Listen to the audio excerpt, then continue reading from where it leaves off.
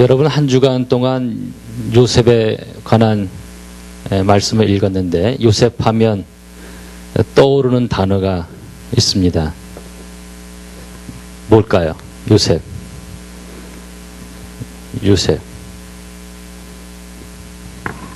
꿈. 예. 요셉 하면 꿈이 먼저 떠오르게 됩니다. 꿈꾸는 사람, 비전을 가진 사람, 꿈꾸는 사람. 요셉은 꿈꾸는 사람이었고, 꿈을 가진 사람이었고, 꿈을 품고 산 사람이었고, 그 꿈을 이룬 사람이었습니다. 요셉은 하나님이 좋아한 사람이었습니다. 그 이유는 요셉이 꿈을 가졌기 때문에. 하나님은 어떤 사람과 함께 하시느냐? 하나님이 그의 삶 속에 계획하신 꿈을 발견하고 꿈을 이루기 위하여 힘쓰는 사람. 하나님은 꿈을 가진 사람과 함께 하시고 그를 통해서 당신의 뜻을 이루신다고 하는 겁니다. 하나님은 저에게도 그렇고 여러분들 각자에게도 그렇고 또 우리 함께 세우는 교회에도 그렇고 다 그 안에 심겨진 하나님의 뜻이 있습니다. 목적이 있습니다. 꿈이 있습니다. 그 꿈을 함께 공유하고 같이 힘쓰는 그 신앙 공동체, 하나님이 가장 기뻐하십니다. 그래서 하나님의 관심은 그 사람에게 꿈이 있는가, 없는가. 혹시 여러분들 꿈을 잃어버렸다면 다시 한번 꿈을 꾸시기를 바랍니다. 어떤 이유로 인해서 여러분들의 꿈이 지금 깨졌다면, 꿈을 접었다면 다시 그 꿈을 꾸고 꿈을 품는 여러분들이 되시기를 바랍니다. 뭐 나이가 많고 적은 것이 문제가 되지 않습니다. 요셉은 17세에 꿈을 꿨거든요. 예. 또 오늘 말씀해 보니까 꿈을 가진 요셉이 시련을 당하고 있습니다. 시련을 당하고 있습니다. 고난을 당하고 있습니다. 요셉이 이끌려서 애굽에 내려갔다. 요셉이 이끌려서 애굽에 내려갔다. 요셉의 생애를 통해서 우리가 배우는 것은 하나님은 꿈을 꾸는 사람들을 시련의 터널을 통과하게 하신다라고 하는 거예요. 오늘 말씀에서 그걸 배우게 되는 거죠. 하나님은 꿈을 꾸는 사람들을 시련, 고난의 터널을 통과하게 하신다. 예. 그냥 편하게 두면 좋겠는데 그냥 좋은 환경에서 계속 좋은 상태에서 그 꿈이 실현되게 하시면 좋겠는데 그렇지 않으신 것 같아요. 꼭 고난을 당하게 하시는 것 같아요. 시련을 겪게 하시는 것 같아요. 예. 오늘 1절에 보니까 요셉이 이끌려 애굽에 내려가매. 끌려갔단 얘기예요. 노예 신분으로, 노예로 팔려서 손발이 묶여가지고 애굽으로 끌려갔다고 하는 거예요. 내려갔다고 하는 거예요.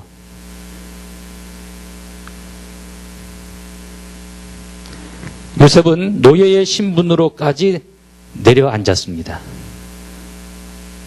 한 가정에서 야곱의 사랑을 독차지했던 아들의 그 신분에서 하찮은 노예의 신분으로 지금 내려가 앉았어요. 예.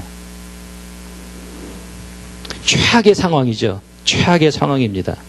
17세에.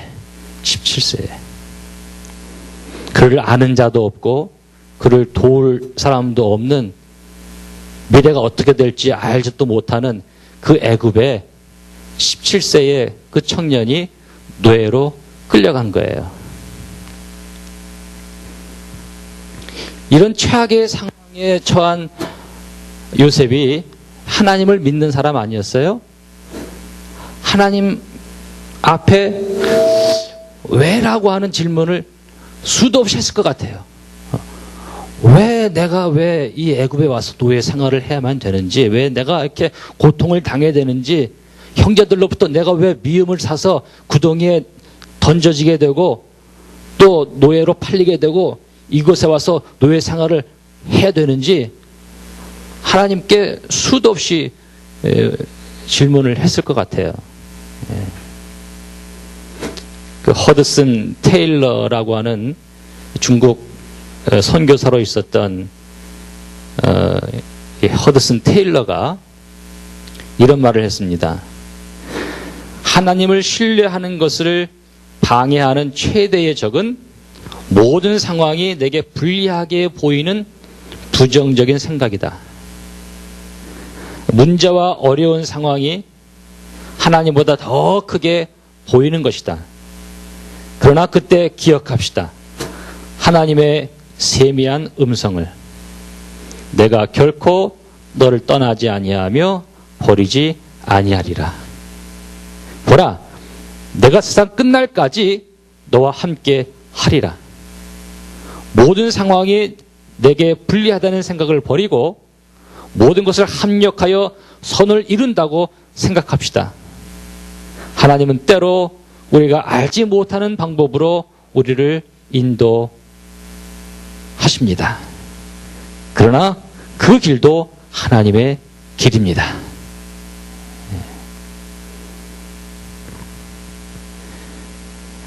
요셉이 이 허드슨 테일러와 같은 그런 생각을 했기 때문에 그 고난의 터널을 잘 극복하고 이겨나갈 수 있었을 겁니다. 계속 부정적인 생각만 하고 하나님 부정하고 될 대로 되라, 이제 난 끝났다 그랬다면 요셉이 그렇게 큰 하나님의 영광을 드러내는 큰 사람이 되지 못했을 거예요. 그 바이올린 그 바이올린을 만드는 그 나무가 어떤 나무를 쓸 때 가장 좋은 바이올린 소리를 낼 수 있을까? 제가 찾아보니까 이 바이올린 소리는 현에서 나온 음파가 동체에서 얼마나 아름다운 공명을 만들어내느냐로 결정이 된다고 그래요. 근데 이 명품 바이올린 그걸 보니까 그 바이올린을 만든 그 나무가 그냥 일반 나무가 아니에요. 일반 나무가 아니에요. 그 17세기에 스트라디바리 이 사람이 그 바이올린을 만들었는데 이게 세계적으로 가장 명품 바이올린이래요. 근데 이 그 바이올린이 어떤 나무로 만들어졌느냐 하면 그때 당시에 그 소빙하기 시대였답니다. 소빙하기. 추운 시기였죠. 그래서 그 추운 시기를 견뎌낸 나무들, 그 나무들이 단단하고 밀도가 높게 만들어져서 그 나무로 만들어진 바이올린이 아주 좋은 음을 냈다라고 하는 겁니다. 그 로키 산맥에 가면 해발 3,000m 그 높이가 수목 한계선 지대라고 그래요. 근데 그 지대의 나무들이 그 무서운 그 매서운 바람으로 인해 가지고 곧게 자라지 못하고 무릎을 꿇고 있는 모습처럼 그 나무들이 그 모습이 그렇다는 거예요. 사람이 무릎을 꿇은 모습처럼 나무들이 그 매서운 그 추운 바람에 그걸 이겨내기 위해서 몸을 움츠리고 있듯이 그 나무들이 다 이렇게 무릎을 꿇은 채로 그런 모습으로 움츠리고 있다고 하는 거예요. 근데 이 나무들이 그 열악한 조건이지만 생존을 위해서 그 무서운 인내를 발휘하면서 그 생존을 유지하고 있다고 하는 거예요. 그죠? 근데 세계에서 가장 공명이 잘 되는 명품 바이올린이 바로 이 무릎 꿇고 있는 나무를 가지고 만든 바이올린이라고 그래요.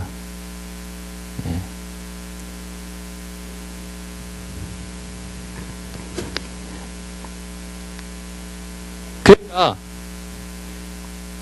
사람은 아무런 고난 없이 좋은 조건에서 살아온 사람보다도 온갖 역경과 고난을 겪은 사람들이 더 성숙해지고 더 성장한다라고 하는 얘기입니다.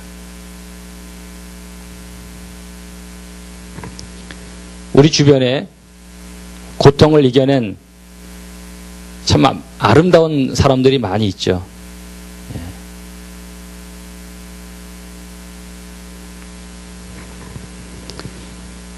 고통을 통해서, 고난을 통해서 우리는 보다 더 겸손해지게 되고 보다 더 성숙해지게 되고 또한 그 고난을 통해서 다른 사람의 고난도 이해해 줄 수 있는, 이해하게 되는 그러한 성숙함을 우리가 갖게 되는 겁니다. 그 장영희라고 하는 그 서강대의 영문학 교수였는데 암으로 세상을 떠났어요. 최근에 이분이 그 살아온 기적, 살아갈 기적이라고 하는 그 에세이를 제가 봤는데 여기에 이런 이야기가 있습니다. 다시 시작하기, 다시 시작하기. 1984년에 그 수니 올버니에 그 박사 과정을 하고 있었습니다. 6년을 열심히 공부하고 마침내 어렵게 박사학위 논문을 다 마쳤어요. 논문을 다 쓴 거예요. 그리고는 이제 LA에 살고 있는 그 언니가 아프다고 해서 그 언니네 집에 잠깐 같이 있기 위해서 짐을 다 정리하고 곧 이제 한국으로 돌아갈 거니까 그리고 그동안 썼던 그 논문 초고들 다 버리고 옛날엔 전동 타자기로 쳤거든요. 그러니까 그 원본만 가지고 언니네 집에 간 거예요. 근데 마침 또 언니가 한국으로 들어가게 되면서 다시 뉴욕으로 왔어요. 뉴욕에 공항에 왔는데 친구가 잠깐 자기 집에 가서 커피나 한잔하고 얼버니를 가라고. 그래서 친구네 집에 가서 이제 차를 마시고 있는데 그 친구 딸이 뛰어들어오면서 큰일 났어요. 도둑이 차 뒤 트렁크를 열고 거기 있는 가방을 다 훔쳐갔어요. 그 안에 이 장영희 교수의 논문이 거기 들어있었거든요. 아, 내 논문, 내 논문. 기절해버리고 말았어요. 그리고는 이제 올버니로 와서 기숙사에서 밥도 먹지 않고 그냥 방에만 그냥 처박혀 있는 거죠. 그러다가 닷새 되던 날에 자기 방에 있는 거울을 이렇게 보게 됐는데 뭐 얼굴이야 초췌하죠. 예. 다 끝난 거죠. 뭐 다시 쓸 뭐 초고도 다 버려버렸으니까. 근데 거울에 비친 자신의 모습을 봤는데 이상하게도 어떤 세미한 음성이 자기에게 들리더래요. 뭐라 그러냐면 괜찮아, 괜찮아. 다시 시작하면 되잖아. 다시 시작하면 되잖아. 다시 시작할 수 있어. 기껏해야 논문인데 뭐. 그래, 살아있잖아. 그로부터 1년 후에 다시 논문을 끝내게 됐습니다. 그는 그 경험을 통해서 절망과 희망은 늘 가까이에 있다라는 것을 깨달았어요. 넘어져서 주저앉기보다는 차라리 다시 일어나서 걷는 것이 편하다는 것을 배웠어요. 그는 논문 맨 앞장에 이렇게 썼습니다. 내게 생명을 주신 사랑하는 나의 부모님께 이 논문을 바칩니다. 그리고 내 논문 원고를 훔쳐가서 내게 삶에서 가장 중요한 교훈, 다시 시작하는 법을 가르쳐준 도둑에게 감사합니다. 이렇게 썼어요. 네.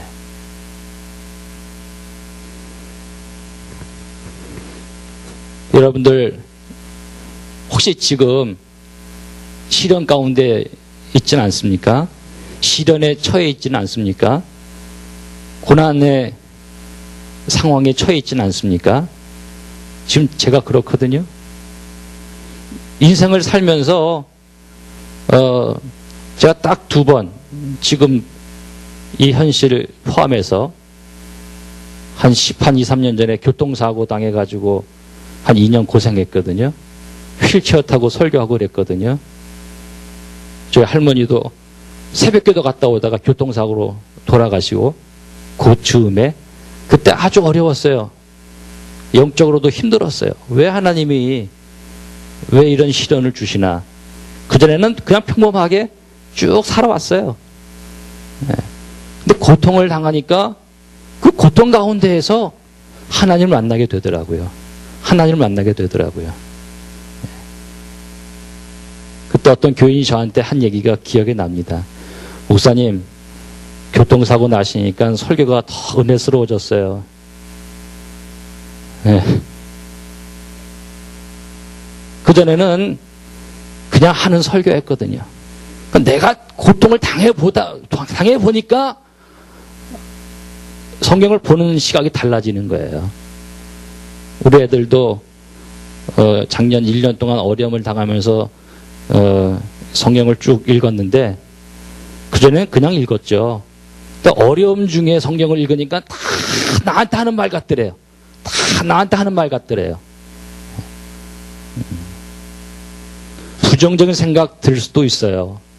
근데 그 생각 다 접어버리고 이것도 하나님 나를 인도하시는 과정 중에 하나겠지. 나를 더 크게 훈련시키려고 이 시련이라고 하는 이 터널을 통과하게 하는 거겠지. 그리고 성경을 보고 또 하나님 앞에 나아가 기도하니까 거기에 은혜가 임하고 거기에 지혜가 생기고 거기에 힘을 얻고 하는 것 같아요.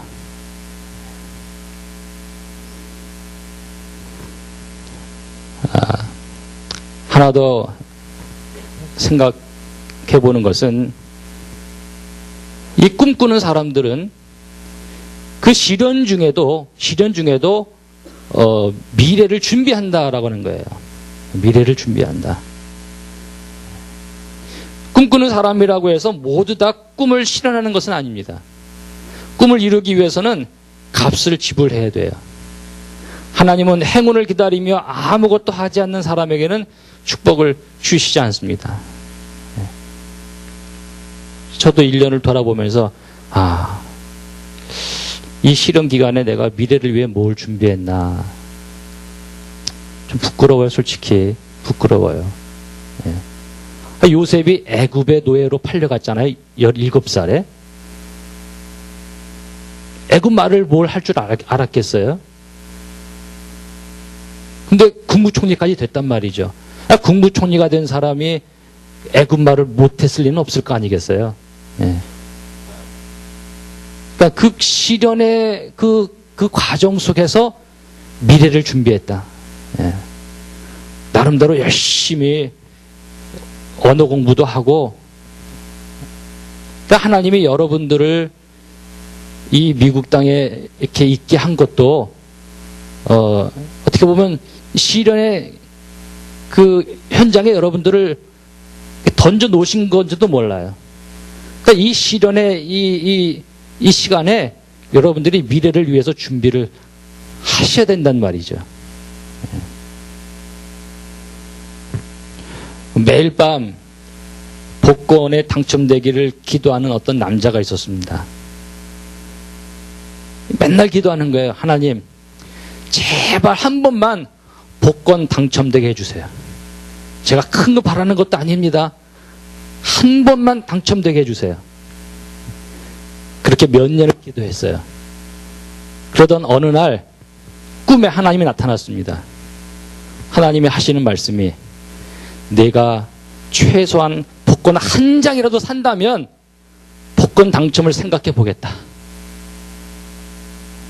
복권 한 장 사는 값도 지불하지 않고 복권에 당첨되기를 기다리는 사람이 얼마나 많은가 하는 거예요.